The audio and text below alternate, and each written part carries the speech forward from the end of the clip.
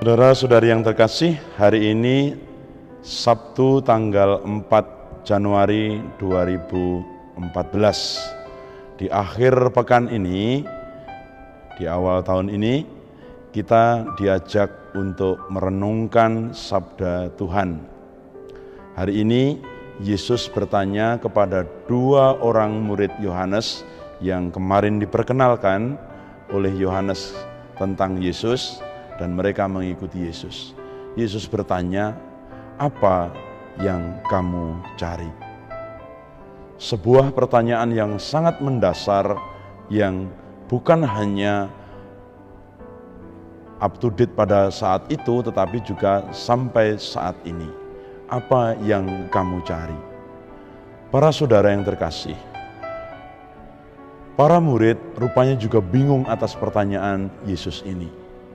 Seperti halnya juga mungkin zaman ini juga banyak orang ketika ditanya apa yang kamu cari dalam hidup ini juga menjadi bingung.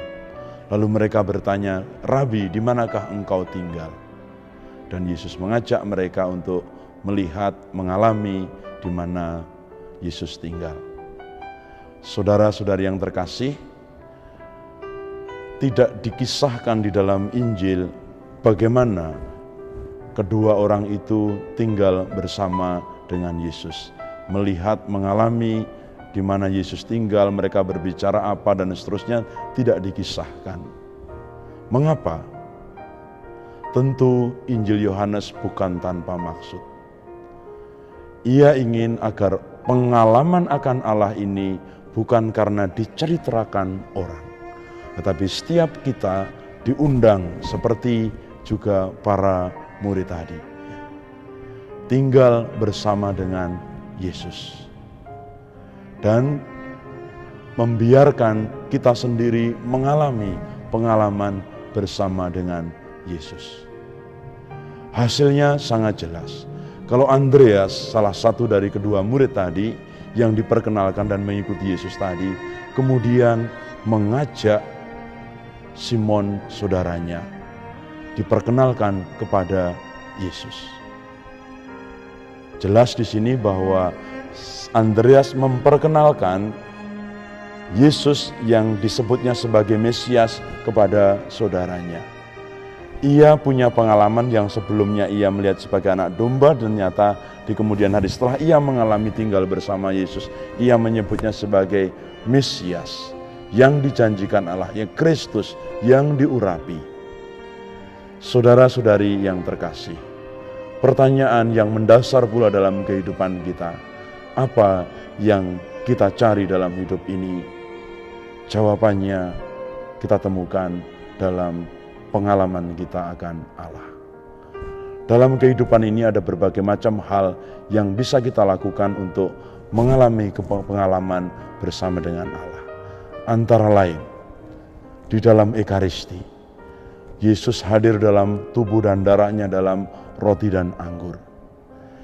Yesus juga bisa kita alami kehadirannya melalui sabda Allah tatkala kita membaca dan merenungkan kitab suci. Yesus juga bisa kita alami kehadirannya melalui sakramen-sakramen, sakramen tobat, sakramen pengurapan orang sakit, sakramen imamat, perkawinan, dan juga sakramen lainnya. Di samping itu, para saudara yang terkasih, Yesus juga bisa kita alami kehadirannya dalam doa-doa pribadi kita. Semoga seperti Andreas, akhirnya punya kesimpulan iman akan Yesus sebagai Mesias, sebagai yang dijanjikan oleh Allah, sebagai pribadi yang menyelamatkan. Kita pun juga karena pengalaman pribadi kita dengan Yesus juga punya kesimpulan-kesimpulan iman yang meneguhkan kita. Dan seperti Andreas, akhirnya ia membawa saudaranya kepada Yesus. Demikian juga ini salah satu perutusan kita. Kita pun juga memperkenalkan Yesus kepada sesama kita, sehingga mereka pun juga akhirnya mengalami pengalaman akan Tuhan. Kalau kita tanya saudara sekalian hari ini, kita alami Tuhan dalam apa saja? Semoga dalam setiap karya hari ini pun Tuhan juga kita alami kehadirannya. Tuhan memberkati.